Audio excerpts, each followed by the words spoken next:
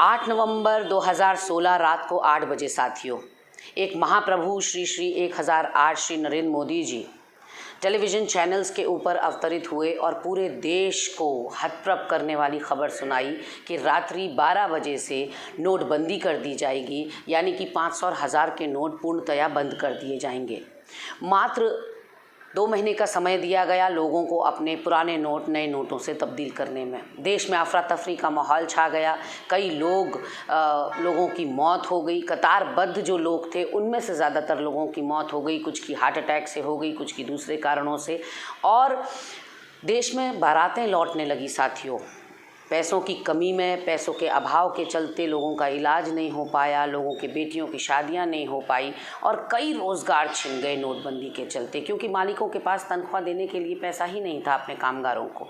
ऐसे में आज 4 साल बीत जाने के बाद ये आत्मघाती और विश्वासघाती जो कदम देश के लिए उठाया गया था, उसका नाम लेवा भी कोई भाजपा में नहीं है। आपको भाजपा का कोई नेता या कोई छुटभैया कार्यकर्ता भी नोटबंदी के ऊपर अपनी पीठ थपथपाते हुए आपको नहीं दिखेगा, क्योंकि उनको ये बात पता है कि ये एक डिजास्टर था। उनको पता है कि ये एक बहुत बुरा कदम था, आत्मघाती और विश्वासघाती कदम था। मैं बताना चाहती हूँ साथियों कि उसी रात नरेंद्र मोदी जी ने कई तर्क दिए थे। इससे भ्रष्टाचार खत्म हो जाएगा, काला धन वापस आ जाएगा, आतंकवाद की कमर टूट जाएगी, नक्सली समस्या खत्म हो जाएगी, जाली नोटों की समस्या खत्म हो जाएगी, और कहा था कि इससे डिजिटल ट्रांजैक्शंस बढ़ेंगे। इन सारे तर्कों पर तो वो अपने आप को स्थापित नहीं कर पाए। आतंकवाद खत्म नहीं हुआ साथियों। काला धन के बारे में रिजर्व बैंक ने कह दिया है कि सारा पैसा वापस आ गया है, कोई काला धन नहीं था। तीसरा, उन्होंने कहा कि इससे काला बाजारी रुकेगी, भ्रष्टाचार रुकेगा।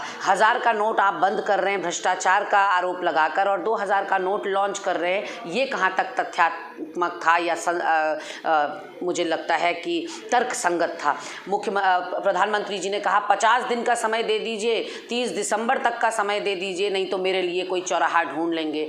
बताइए मोदी जी, कौन सा चौराहा आपके लिए ढूंढा जाए। इसलिए मैं जनता को कहना चाहती हूँ कि अपने मन के अपने वो कतारबद्ध छाले याद रखिए। जिसने अपनी माँ को भी कतार में खड़ा कर दिया हो और आपका भावनात्मक दोहन किया हो, वो व्यक्ति सिर्फ और सिर्फ जुमलेबाज है, और उसने इस देश की जीडीपी को गर्त में धकेलने का काम किया है। और नोटबंदी उसकी तरफ वो पहला कदम था। आज देश की अर्थव्यवस्था चौपट हो गई, रोजगार पूरे चौपट हो चुके हैं, लोगों के पास खाने को नहीं है, तो वो डिजिटल ट्रांजैक्शन आखिर करेंगे कहाँ से। तो मैं प्रबुद्ध जनता से कहना चाहती हूँ, नोटबंदी के बाद आपने कई राज्यों में सोचा कि ये मोदी जी का बहुत बड़ा कदम है, इससे जो है अमीरों का काला धन वापस आ जाएगा, लेकिन ऐसा कुछ नहीं हुआ साथियों। और कई राज्यों में आपने इनकी सरकार बनाने का काम किया। आज 4 साल बाद आप देख लीजिए आप कहाँ खड़े हैं। इसलिए मेरा हाथ जोड़कर आपसे निवेदन है कि नोटबंदी की वो काली रात को भूलिएगा मत, क्योंकि वो लोकतंत्र के लिए, हमारे देश के लिए काला अध्याय है।